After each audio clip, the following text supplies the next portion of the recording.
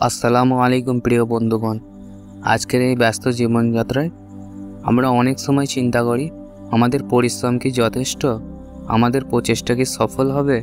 কিন্তু জানেন কি, আল্লাহ তাআলা আমাদের জন্য যা নির্ধারণ করে রেখেছেন সেটাই আমাদের জন্য সবচেয়ে ভালো। আমাদের কাজ হলো চেষ্টা করা আর বাকিটা আল্লাহর উপর ছেড়ে দেওয়া। একেই বলে তাওয়াক্কুল, আল্লাহর উপর সম্পূর্ণ নির্ভরশীল হওয়া। কোরআনে আল্লাহ বলেন, যে ব্যক্তি আল্লাহর উপর তাওয়াক্কুল করে আল্লাহ তার জন্য যথেষ্ট।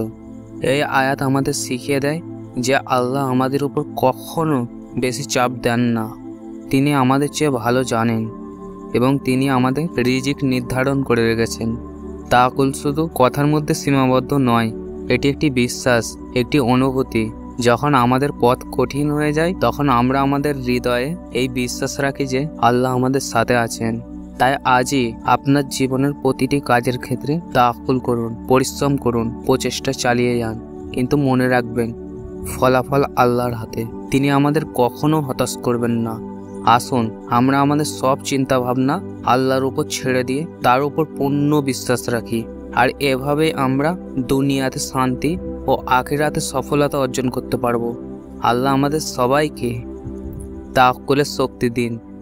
আমিন।